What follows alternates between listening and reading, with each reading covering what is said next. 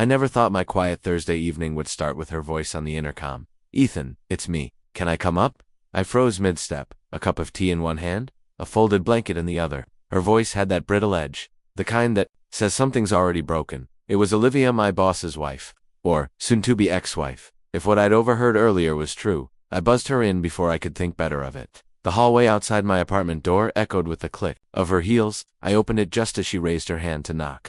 For a moment, neither of us spoke. She looked different. Not messy Olivia, could never be that, but unguarded.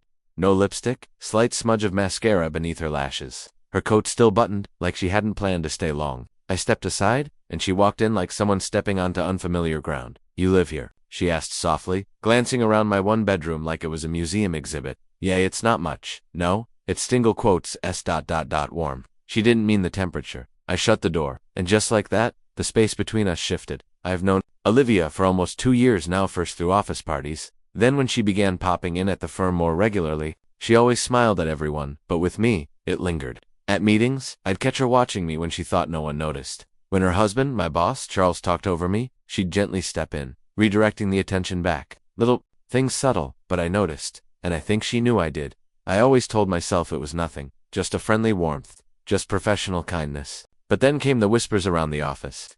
Charles was cheating repeatedly, carelessly, and when I walked past the boardroom last week, I saw Olivia standing alone, facing the window, wiping at her eyes. Now she stood in my living room, arms wrapped around herself like she wasn't sure whether to sit or scream. "Sorry to drop by." I didn't know where else to go. "It's okay," I said. "You want something? Tea? Water?" She nodded. "Tea, if it's not too much trouble." "In the kitchen?" I fumbled with mugs, trying to remember how to breathe. The woman I'd admired from a distance, silently defended in my mind, was in my apartment, alone, vulnerable, and all I could think about was the way she said me, like I was the only person she had left. Something was about to change. I felt it in the way she touched the edge of my couch cushion before sitting, the way her eyes followed me as I returned with the tea, the way she whispered, "Thank you," but didn't look away.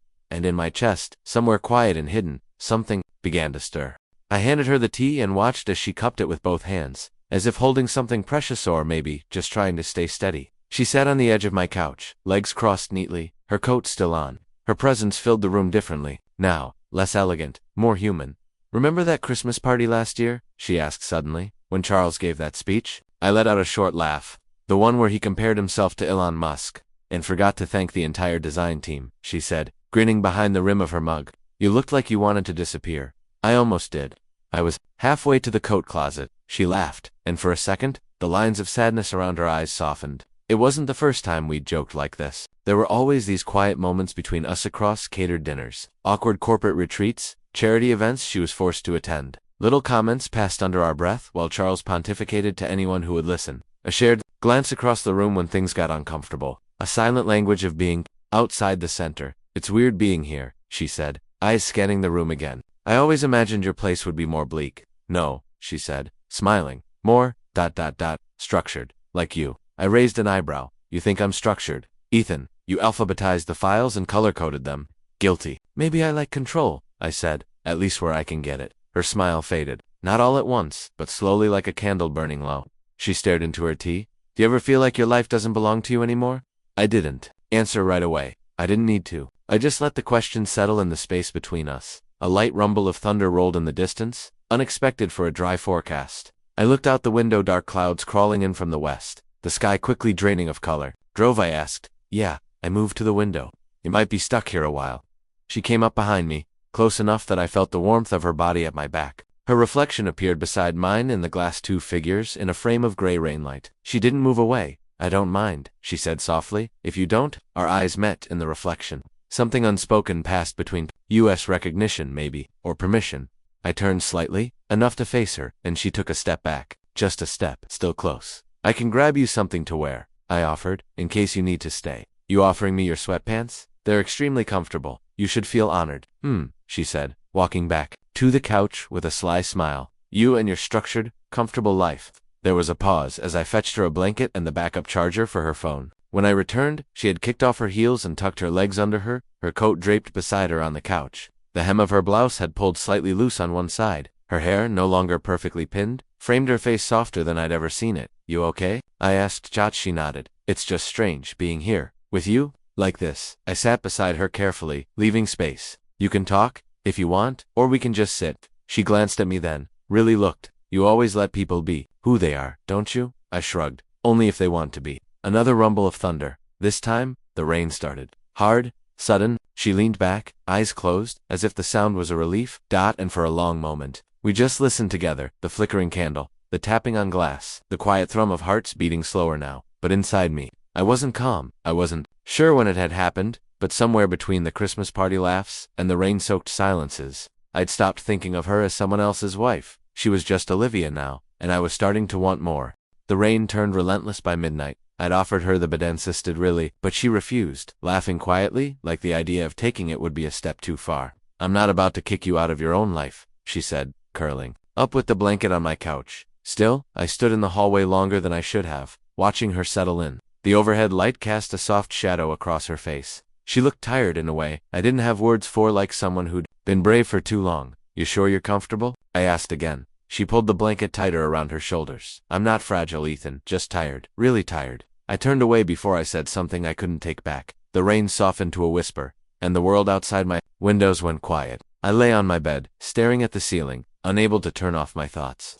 Every creak of the apartment made me picture her on the other side of the wall. Every sigh of the wind reminded me she was alone in a house full of disappointment. After what felt like hours, I gave up. I padded softly to the kitchen for water, careful not to wake her, but she was already sitting up, hair messy, blanket around her like a cloak. Can't sleep either, she asked. I nodded. My brain won't shut up.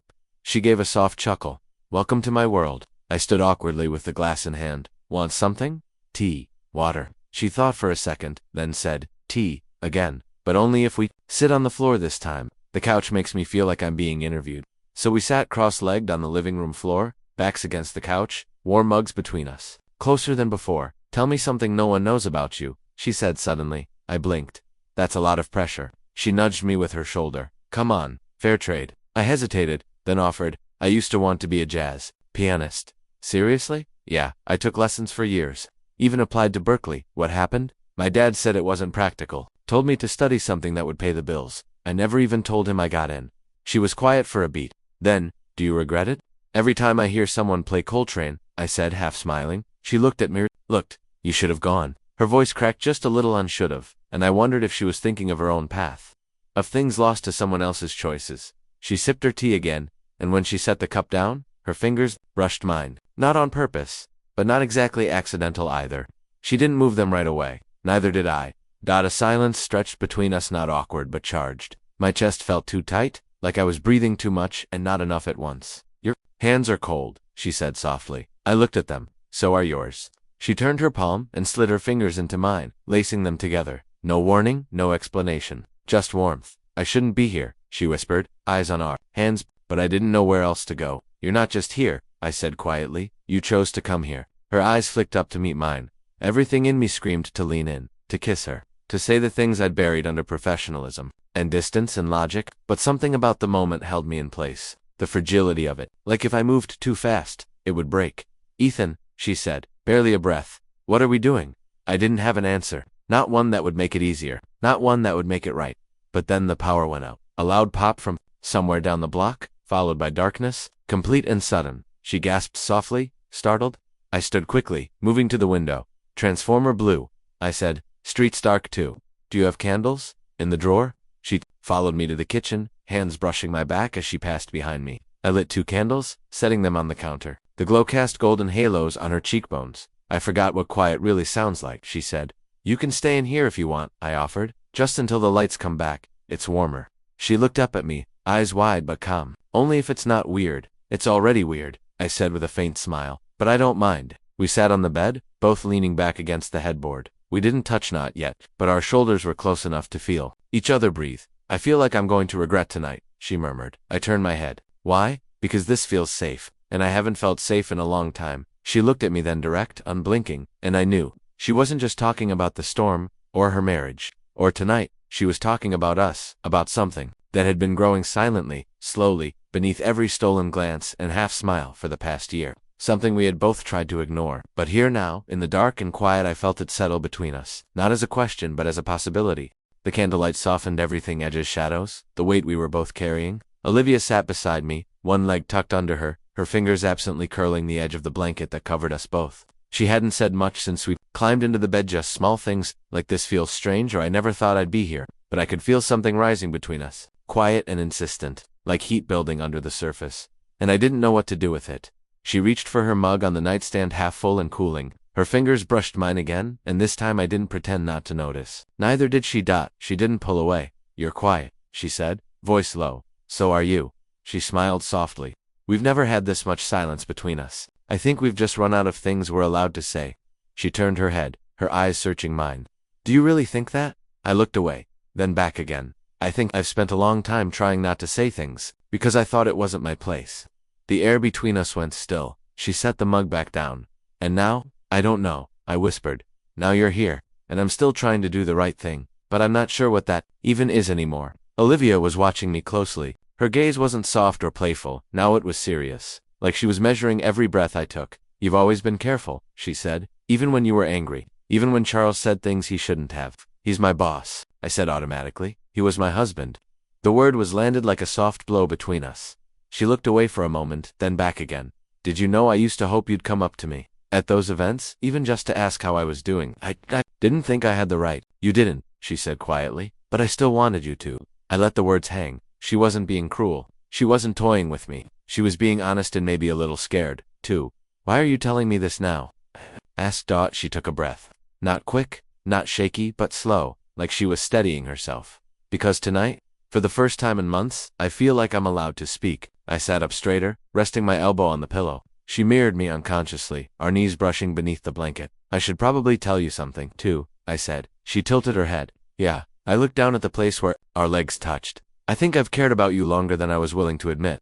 Olivia didn't speak. She just watched me, her expression unreadable. "And it wasn't just because Charles is who he is," I continued. "It was you. The way you looked at me when no one else was paying attention. The way you always saw me, really saw me." She blinked once, slowly, and every time I thought maybe it was something more, I'd talk myself down, because I didn't want to be that guy, the one who imagines something just because he's lonely. She sat very still, her hands folded in her lap now, her eyes wet but not falling. "I'm not lonely when I'm with you," I said. Silence again. But this one didn't feel empty. She finally reached out, her hand brushing mine, then resting gently on top. "I never planned this," she said. "I know I'm not asking you to fix me. I wouldn't know how, but I needed someone to really see me again," she whispered. "Not as a trophy, not as someone to bring to events in a perfect dress, just as Olivia, as a woman who's tired of pretending she's not falling apart." I turned my palm upward, letting her fingers slide into mine. "You're not falling apart," I said. "You're just finally stopping the act." She let out a shaky breath, half laugh, half sob.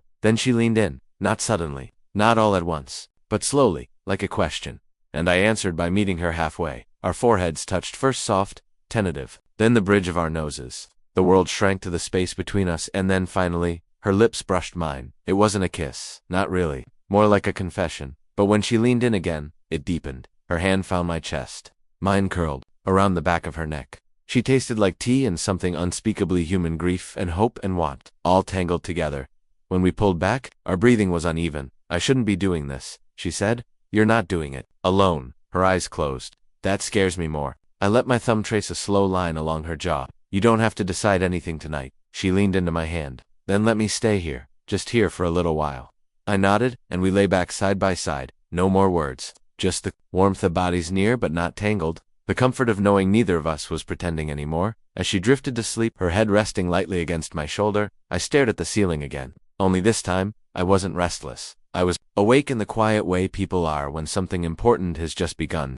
The morning light was different. It crept through the blinds in soft gold bands, dusting the bed and the pale fabric of Olivia's blouse. Her head still rested lightly on my shoulder, one leg draped over mine beneath the covers. I hadn't slept much, but I didn't mind. I'd spent most of the night listening to the sound of her breathing, wondering if the version of reality we'd created in the dark would still exist come morning. I didn't want to move, didn't want to shift anything that might make her pull away, but she stirred anyway. Her voice was groggy, warm. "Is it weird if I say I slept better than I have in weeks?" I smiled, my hand still resting against the small of her back. "Not weird, maybe a little suspicious." She laughed, soft and tired, rubbing her eyes before rolling onto her side to face me. Her hair was tousled, a few strands stuck to her cheek. I brushed one away without thinking, and she didn't flinch. "Do you regret last night?" she asked, barely above a whisper. "No," I said instantly. Then, more gently, "Do you?" She paused, then shook her head. "I regret not coming here sooner. We lay in silence again. But this time it felt light, safe. I kept thinking I was going to ruin something. I said, watching her fingers trace lazy patterns on the blanket between us, that I'd say the wrong thing. Or you'd say you didn't mean it. I meant all of it, she said. Every word. She shifted closer, her hand resting flat against my chest now, fingers curling slightly as if grounding herself. I don't know what happens next, she added. I don't even know if I'm still technically married. He won't talk to me, but I know what I felt last night was real, and I don't want to pretend anymore. You don't have to figure it all out at once, I said. We don't need to name this. Not yet. I want to be in it. Whatever this is, with you. She looked at me then, really looked, and smiled. God, how are you this decent? She asked. I smirked. Careful. Keep saying things like that, and I'll think you're falling for me. Oh, I already am, she said lightly. I'm just trying to pretend I'm not. I laughed, genuinely now, and rolled onto my side. To face her fully, we're terrible at pretending. Let's just be bad at it together. She leaned in again. A quick kiss, this time playful, testing. When she pulled back, her cheeks were flushed, but her eyes were bright. I should probably go soon, she said reluctantly, sitting up just enough to glance toward her coat draped over the armchair. Probably, I echoed, but neither of us moved. You think this can work? She asked suddenly. I mean, people will talk. Charles might retaliate. There's a million ways this could blow up. I sat up too, pulling the blanket around my waist. It might blow up, but what if it doesn't? What if it turns into the one thing neither of us ever expected? She tilted her head. Like what? Something honest. Something earned. Her eyes softened. You're good with words. I'm good with it. She reached for my hand again, threading her fingers through mine. Then maybe we start with that, with the honesty. No secrets, I asked. No pretending, she replied. We stayed like that a while facing each other, the sun slowly crawling up the walls, the real world creeping back in. But our little bubble hadn't burst. Not yet. And when she finally stood, slipping on her heels and smoothing down her blouse, she turned to me one last time at the door and said, I don't know what we're walking into, but I'd rather walk into it with you than hide from it alone. I stepped closer, brushing a kiss to her temple. Then let's do that. Together. 3 days passed before I saw her again. Not in my apartment. Not under candlelight. Not with the rain masking everything we were too afraid to say. This time, it was in daylight. In the back corner of a quiet cafe, just outside the city, where no one knew us, and no one cared. She was already seated when I arrived, coffee in hand, sunglasses tucked into the neckline of a soft, green sweater. Her hair was down, looser than usual, freer. She looked up, saw me, and smiled without hesitation. It wasn't the smile of someone sneaking around.